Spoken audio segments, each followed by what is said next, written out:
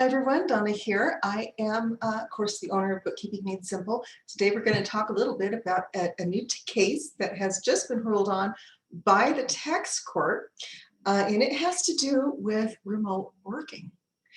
We're also going to talk a little bit about, well, this is going to be the big one.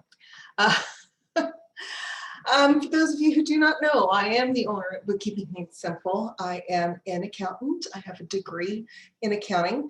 Getting ready to start my MBA, possibly. I looked at their Masters of Accounting program. I was like, oh, that looks interesting too. So I would like to actually do both, try to figure out how to do that without just losing my mind. So today we're going to talk about this particular ruling from the tax court.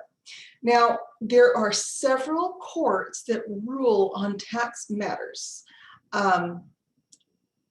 If you are following me, you already know that I really preach the idea of using the tax code and the precedent set by the various courts to utilize, to really reduce your tax burden.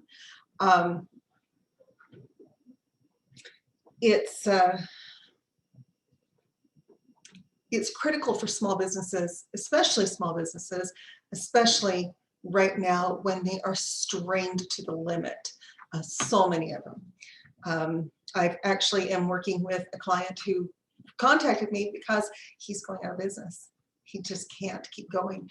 And there's a number of reasons why, but small businesses are strained to start with. And then you throw in the past year. And many of them just could not keep going. So we don't want to add a tax burden on top of that. We don't want to do anything that breaks the law. We want to make sure that we stay within the bounds that the law has set. And so I talk sometimes about things being defensible. And what I mean by that is that there's precedents in the courts. There's guidance from the IRS. There's guidance from the AICPA. Which, by the way, it's a professional, the AICPA is a professional organization of CPAs. Most CPAs belong to that. I'm currently not a CPA, although I almost have the education for that. Usually you have to have a master's degree to even be able to sit for that exam. So I'm working on that.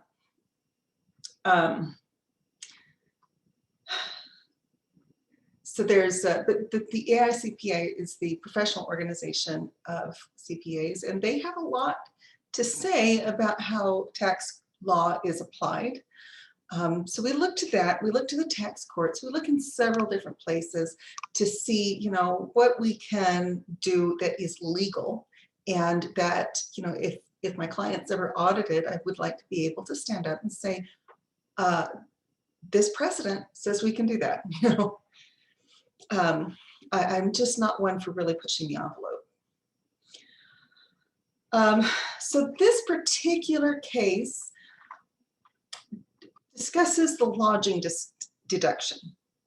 Now, if you travel for business, most of us know if you travel for business, you can deduct your lodging. I live just south of Salt Lake City. If I need to go to Las Vegas or Los Angeles or anywhere outside of a specific radius, which I would have to look up, I can deduct lodging there. If I want to go down to St. George, Utah, which is about a 4-hour drive, I can then deduct my lodging because it's far enough away that I would need to spend the night. Okay? But this is where it gets tricky. If I go, 30 minutes into Salt Lake, I can't deduct my lodging. And that's where there's a real issue, because right now we're still dealing with the effects and after effects of COVID-19. That's just the way it is.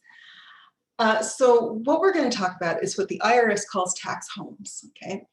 And what that means and how you can use this information to to your benefit. A lot of people, I do know a couple of clients, I have a couple of clients that have literally said, I had to go to a hotel room to get away from my kids long enough to get my work done. So I actually spend a week in a hotel. Or, you know, I just had to have another place to go. I'm so stressed out. I'm going to go stay in a hotel for a night or two. And let's talk about how that affects your taxes. So if you're away from home, you can deduct your lodging. And what does that mean? And that's what this case hinges on. If, again, like I said, if I drive 4 or 5 miles or 4 or 5 hours, where it's just not feasible for me to drive down and drive back and drive down and drive back, or even if you know, if it's far enough away that you have to take a flight, you know, then of course then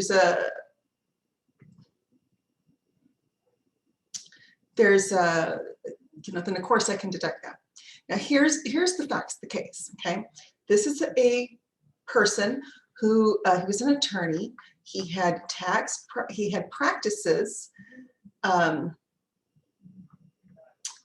in both Minnesota and Washington, D.C.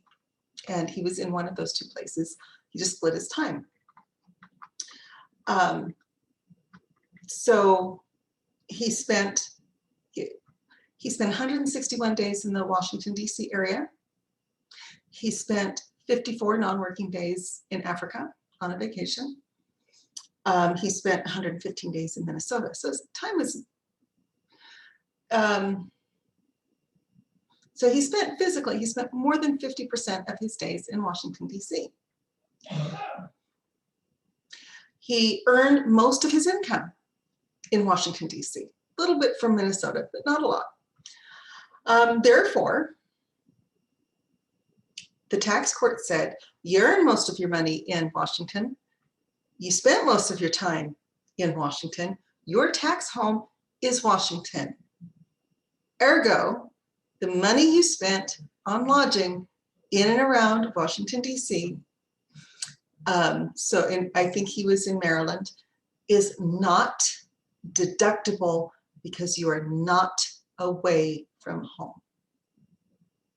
This is important. So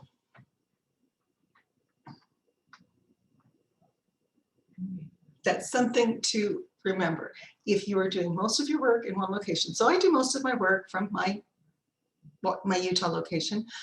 So if I go down to St. George, I can deduct those lodging expenses. If I go over to Colorado, I can deduct those lodging expenses. Why? Because it's away from home. But if I go up to Salt Lake, which is not away from home, I'm sorry, you have to be away from home. Then, you know, kind of keep this in mind. So if you want to, you know, if I wanted to spend a few days in a hotel to get away from my neighborhood sometimes, I would actually go all the way down to St. George or all the way up to Idaho. I would go a long ways away to get some time away. Now, to be fair, this taxpayer, and this is also important, did not keep adequate records. In fact, it specifies the taxpayer in this case was not able to deduct other travel expenses due to incomplete or non-existent travel records. Okay, so let's talk about that. What do they need? Well, they need receipts. How do you get your receipts to your accountant? If your accountant's working remotely, which is the case with us, we suggest that you just email them to us. Today's technology, there's no excuse for that. Take a picture of it and text it to us or email it to us. And what we will do then is we will take that receipt, we will put the information into QuickBooks, which is what we use by preference for our clients. And then we can actually attach that receipt to that expense, so that not only do you have the expense, you have the documentation right there, and that ensures that you're going to be able to pass any audit. So just kind of be careful. Make sure that if you are, taking a travel deduction, that it really is travel and it really is for business. There's a few tweaks that you can use to kind of get around that occasionally. And yes, I do know about them. And yes, I use them. So kind of keep that in mind. We do want to make sure that you use these deductions properly and that they will stand up if you are ever audited or taken to court. Okay. That's it for today. I have kind of a lot going on. I really am excited about it. It means there's a lot of good things happening in my business. If you've watched to this point and you are interested in accounting and you are interested in becoming a bookkeeper for us, we are hiring. We are hiring for a couple of positions. One is a medical billing specialist. We're getting ready to open a whole division related to that. And we are also hiring for additional bookkeepers. We prefer that you have a lot of initiative. So I don't want anyone that's going to kind of sit back on their haunches and say, well, yeah, Donna will get to me if she feels like she needs me. I want the kind of person that's going to, be very proactive about communicating with me, because I have a lot on my plate, because that's what happens when you own a business. And so I tend to really keep my head down and just work and work and work. And it's not until my clients come first, and then I'm not quite sure how to explain this without just sounding like I'm an ogre. But anyway, I really try to put my clients first because they're the ones that pay me. And then I want to make sure that I have solid, reliable bookkeepers with a lot of initiative who are willing to go out and do the things that need to be done to, make sure that the business is able to continue to grow. So if you feel like you have that, I can teach skills all day long, but I cannot teach this character. So feel free to reach out. Contact information is in the description of the video, and we are looking forward to hearing from you. Thanks so much for watching. I will talk to you soon.